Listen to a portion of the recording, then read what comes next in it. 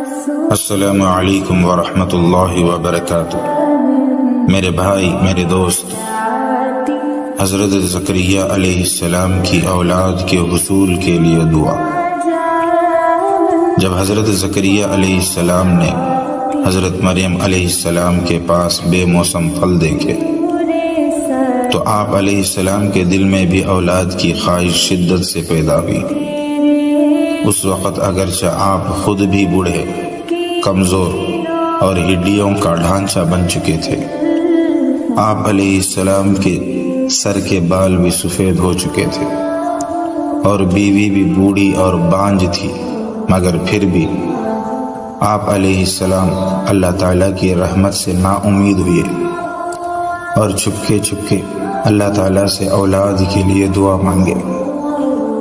فرمایا، ربی حب لی من لدنک ذریۃ طیبہ انک سمیع الدعاء، اے میرے پروردگار، مجھے اپنے پاس سے پاکیزہ اولاد عطا فرمائیے، بے شک آپ ہی دعا کو سننے اور قبول کرنے والے ہیں۔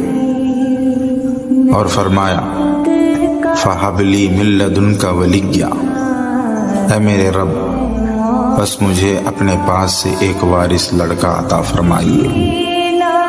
اور فرمایا، رب لا تذرنی فردا وانت خیر الوارثین، اے میرے پروردگار، مجھے تنہا نہ چھوڑیے، آپ تو سب سے بہتر وارث ہیں۔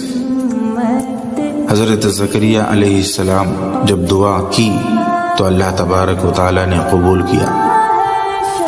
حضرت زکریا علیہ السلام نے جیسے ہی اللہ رب العزت سے اولاد کے حصول کے لیے دعا مانگی تو ابھی آپ علیہ السلام اسی جگہ ہی کھڑے تھے جہاں آپ علیہ السلام نے دعا مانگی تھی کہ اللہ تعالیٰ کے فرشتے نے آ کر آپ علیہ السلام کو بیٹے کی بشارت سنائی اور ساتھ ساتھ یہ بھی بتایا کہ آپ علیہ السلام کی بانجھ بیوی کو بھی اللہ تعالیٰ نے بچہ جننے کے قابل بنا دیا، اور آپ علیہ السلام کے بیٹے کا نام بھی خود ہی یحییٰ رکھا۔